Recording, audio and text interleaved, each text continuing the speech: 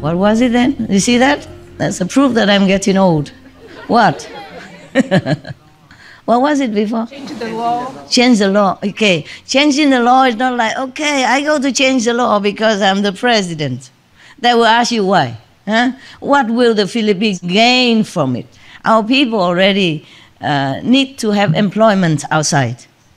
Why do you want to take these helpless people, no home, no money, yeah? And you don't even know them, what are they going to do to our country, or whether or not they be good or, bad or anything. So it's not that easy, yeah? And then you also have your opposite position.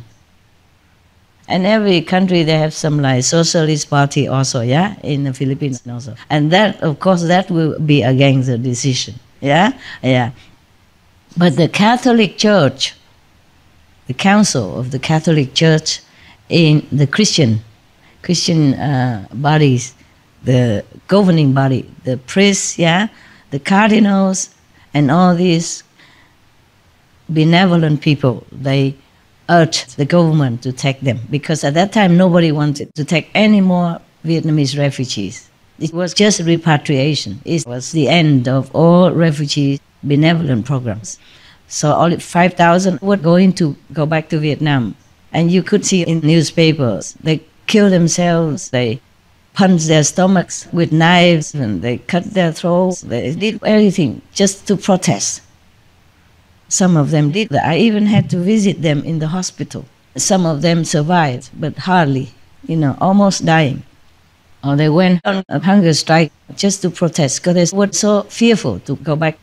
I told you all the propaganda really worked. Of course, the advertisements work. That's why they spend, all the big companies, they spend millions or billions to advertise. You understand? It also affects me. Normally, I don't like to drink any Coca-Cola or anything like that. But sometimes I watch on TV. I remember there's such a thing as Coca-Cola. And okay, I want one. Fine. Yeah, why spend all day thinking of Coca-Cola? Just drink one and you're peaceful, right? And carry on with your work. Okay, that's what I thought. It's not true. I asked them to buy me one or two, and then I drank just a few mouthfuls only, and I didn't feel good, nothing. So I covered it with the plastic around it, and I plugged the hole, put it in the fridge.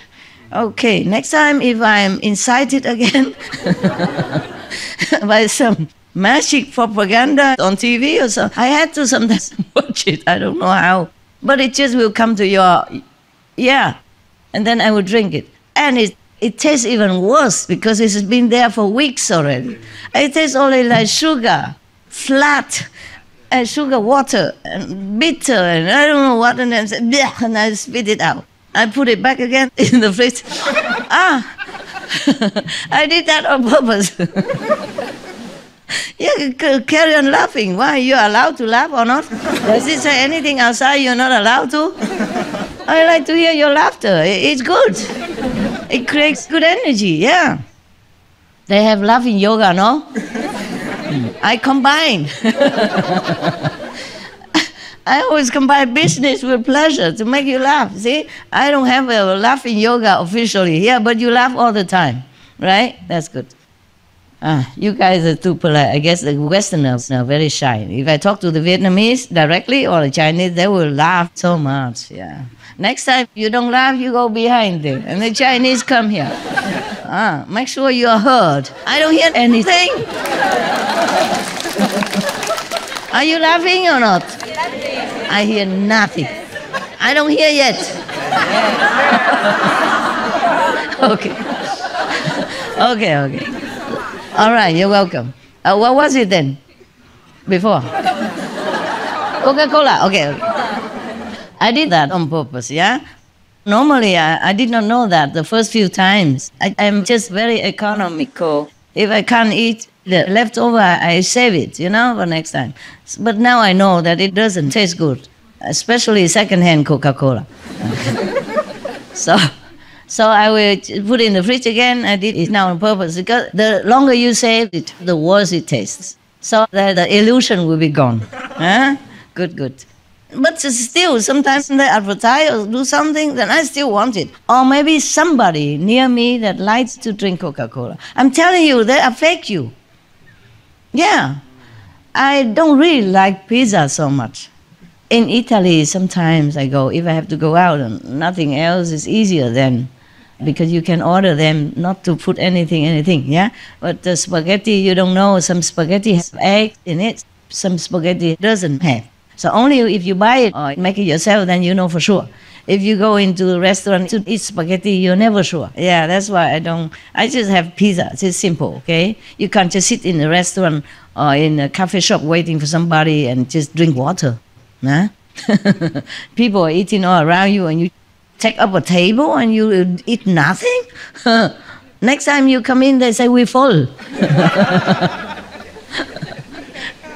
You can't. Yeah. Even if there are many tables empty, they say, we're full. Full. If you ask about that table, oh, it's reserved. Yeah. Okay. Now, what was that then? Yeah. What? Yeah, pizza also, I don't feel, I'm not really a fan of pizza, okay?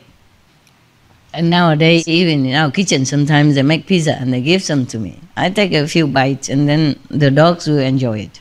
Yeah. So they think, Master eats a lot. Next time they give me more. More pizza. The dogs are happy.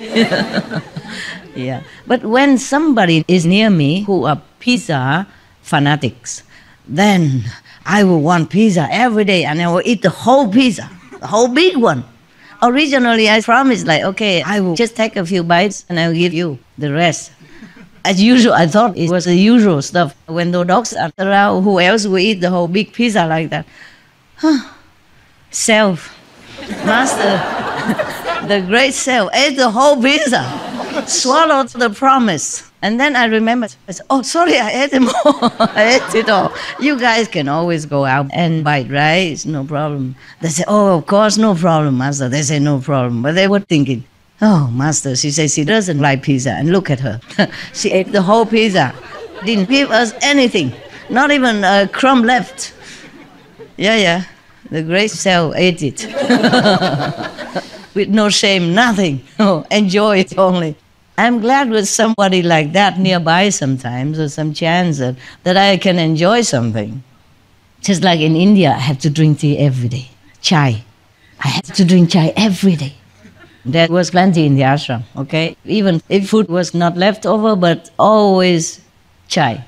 And so I bought some noodles, and then hot chai. I didn't have anything to cook water. I was not allowed in the kitchen. I mean, the kitchen had nothing to cook. After they cook, they just move everything away. So I used a hot chai and put the noodles in it. Yeah, and instant noodles. There was only one instant noodle I could eat, curry noodle. Only one. The rest were not vegan. And I put in there, covered it, my cup, in the chai, and then it took a longer time to soften, but it was softened. And it's still enjoyable. So if you go to India, you can do that. Yeah, good tip, huh? Yeah, that's how I survived. Because sometimes if I work and then I go into the dining room, nothing left. Or just a few pieces of salad that I didn't want. Okay. My God, I talk a lot, huh? From Vietnam to the Philippines to India. What was that before? You seem to always know everything. Huh? Coca-Cola pizza. Yeah. What I mean is the propaganda really works. Propaganda or the energy of other people around you. Yeah, because energy is energy. You can't forbid it to come to you, to come into your magnetic field. That's why some societies, they just go away from the hustle, bustle of the world and they just stay together, you know. Like the Essenes society, like the Amish people, they don't interact too much with the world except what's necessary. They stay together. They keep their faith strong, their energy the way they want it. Huh?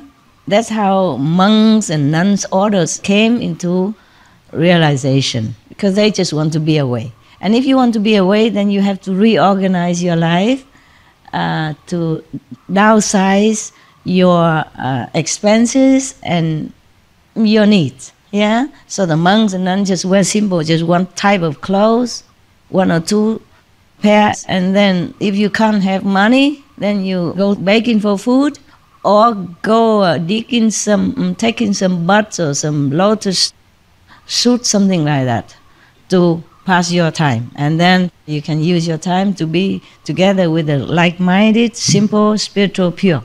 But not everybody becomes a monk or nun really realizing what they are wanting. And they will go astray also. You see what I'm saying? Yeah? And then instead of following the purity of God devotion, they go astray and they become maybe somehow superstitious, or doing this and this, mixing things. So it's not the same.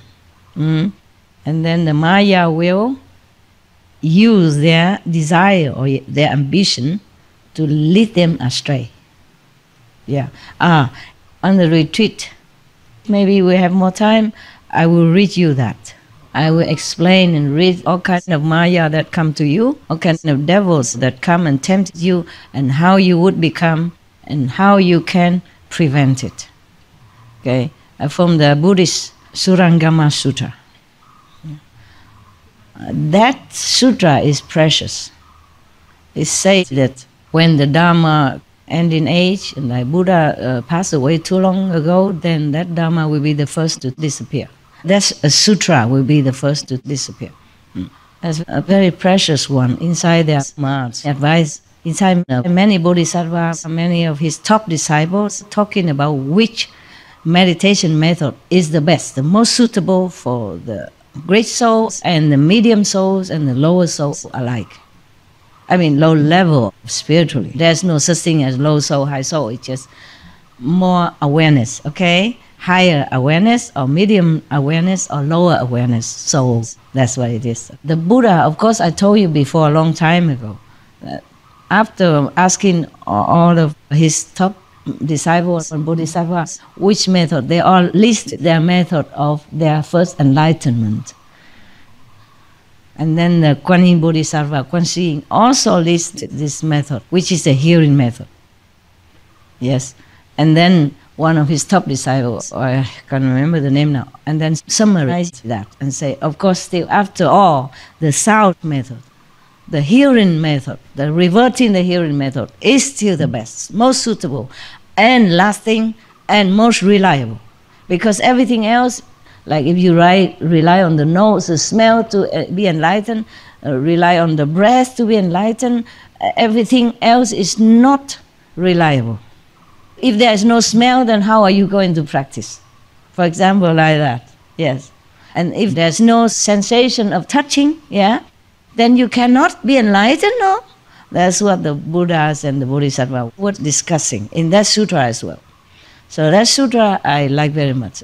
It's compact with the method of enlightenment, the best one, the most reliable and the quickest, and combines also how to recognize if you are going astray and why you are going astray and how you can rescue yourself. Yeah.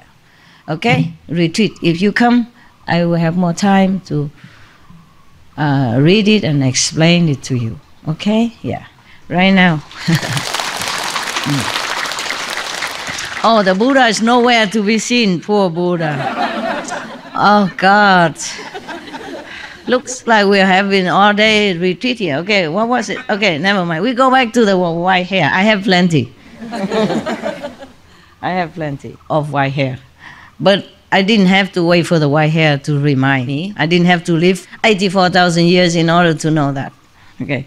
The Buddha, of course, he lived long in order to have more affinity with all beings. Yeah, the more he lived, the more he could make affinities. And then later, when he became Buddha, he could help them more. Yeah? All right, now, even at that time, he wasn't a Buddha, but he was kind of a diva king, understand?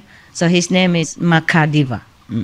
Now, the Buddha saw the white hair, he became very anxious already. Okay, so right, he knew his time was not long. But it was not like that. He still had 84 more thousand years, more or less, to live on. Not like he would die soon, like in 10 years or 100 years even, no. 84,000 more years. Well, 84, it means a lot, but doesn't mean exactly 84,000, okay? In India, at that time, seems like they have this certain number fixed. You know, if a lot, they say 500. And a lot more, 2,000. A lot more than 84,000.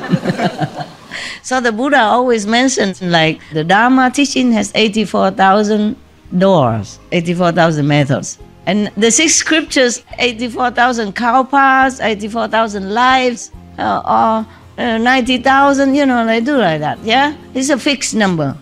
And if it's a lot more, then I can think of, they say it is innumerous, okay? Just like us right now, we say numerous, okay?